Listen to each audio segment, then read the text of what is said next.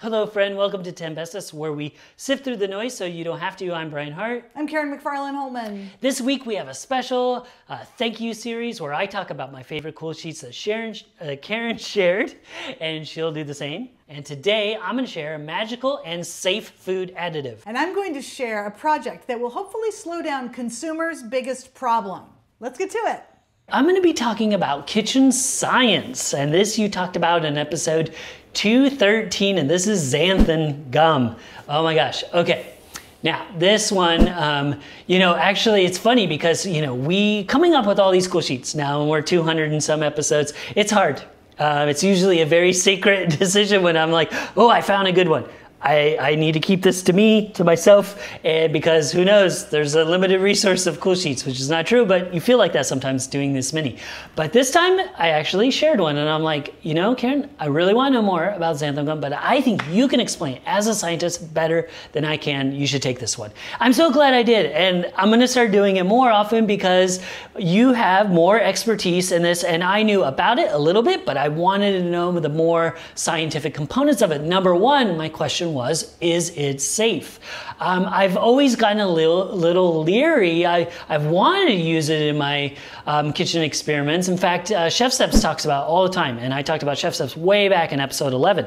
But I'm always a little leery about, unnecessary synthetic additives. I just don't know enough about it, about the science, about the chemistry, and so I get a little wigged out. It scares me, and I'm like, I don't know if I want to do it. Well, not anymore, because you talked about it, and I'll give a real quick sum up of what you said, see if I'm interpreting this right. So it's essentially xanthan gum is the black stuff from old broccoli. So it's a fermented bacteria. Now that might sound gross to a lot, but it immediately made me feel better because I already know about that kind of stuff. I love kimchi, kombucha, beer, tempeh, miso, sauerkraut, yogurt, and many other things that are made with bacteria and fermentation and all those kinds of processes. So as soon as you said that, I felt, some people might be like, oh, bigger red flag. I was like, oh, now I know it's good automatically. So xanthan gum makes things smooth and creamy. It stabilizes ingredients like in salad dressing. There's so much. Now I can't wait to use it all the time. I use it for mushroom coffee latte, which we actually had this morning, which was amazing. Coconut whipped cream, things like that. I can't wait to try it on so many new things, including gravy for this Thanksgiving.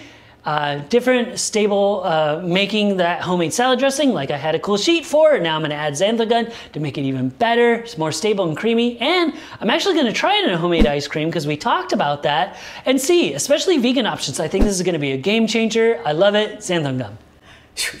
Yes, and thank you for giving me that cool sheet. Yeah, and then it was such a cool teamwork effort. Yeah, it really was. Really and neat. I learned so much because then I got to delve into the science because I didn't know it off the top of my head. Sure. And it was so interesting. Yeah. And super fascinating. Yeah. Oh, yeah. And I loved the mushroom latte. Wasn't it delicious? This morning, yes. So silky smooth, just a little tiny bit of xanthan gum added to all those other wonderful ingredients, but it just makes it like chef's kiss. Yeah. You will impress your friends with, and you won't be hurting them or put anything. I also can't wait to try for vegan milks, so oat milk and almond milk and things like that. For sure. Because that can definitely, because sometimes when you make those at home, and I love making alternative milks at home, but they just have, they lack a little. So this xanthan gum, creamy, that mouthfeel, the things that you're looking for. It's so wonderful. So thank you so much. Yes, you're welcome and thank you. Yeah. My cool sheet is something that comes from episode 206, and it is a website/project, the Debt Project. This hit me the most viscerally of all of Brian's cool sheets for this past year, for 2021. And probably, it's because I've had my own debt issues this year, but also because the creator did such a powerful job on this. The photos that she has posted of all the people are the same and yet different. You can tell that they're posing for this there's a whole bunch of people who are all in debt. And so they're showing their picture, but also writing something along with it. So in these photos, it's very real and they're in their space, although they are posing, but really that reality hits when you start reading what each of them hand wrote. The vulnerability that they've all chosen to share is really amazing. And it's also eye-opening to see how differently everyone shares their story.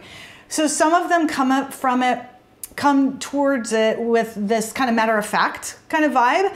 Some of them write out their story very much from a victim mentality. Some of them are extremely angry. Some of them then shame the system that we have and corporations and all of that.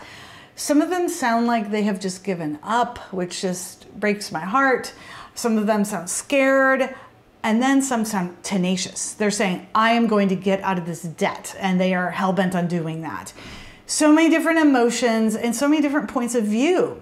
And I see it as a place that helps people feel less alone, this website, and less like they did something wrong by getting into debt. But I also see it as a reality check for our society and how it is set up to help people enter debt, which I think is such a horrible thing that has happened in the United States and really around the world.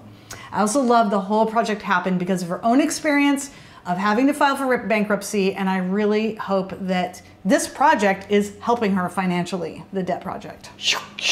Yes, this is such an important one, and I'm really glad that it spoke to you too, because debt is such there's so much shame around debt, and that's why I love this project. Really wanted to strip that away, that hey, there are so many people in this boat. You are not alone. There's a lot of people in debt. And you know, even when you wrote that list, or you talked about that list of people and their different emotions that they feel towards debt, I could relate with everyone. I felt empathetic to everyone. I was like, no, you're right. You know, you should be mad at the system.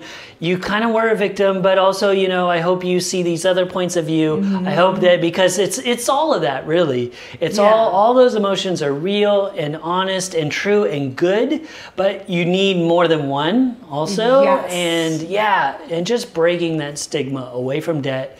Yeah, the whole project is really amazing. It really is. Thank you so much for sharing that. You're so welcome. I'm really glad that I found it, and now it's getting even more attention because it deserves it, for sure. Everybody should check this out. Even if you're not in debt, I think it's worth checking out and just taking a look at how some other people got there. Some of your assumptions might change, and you might look at things a little bit differently. I think that's a good thing. So, and all the links. Yes, all the links on our show notes at 10bestest.com/thankyou2021.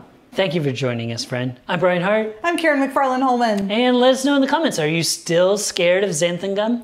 And let us know, do you think attitudes towards debt are getting better or worse? If you're enjoying the show, please share with a friend and smash that like button for us. Stay tuned tomorrow for another excellent show.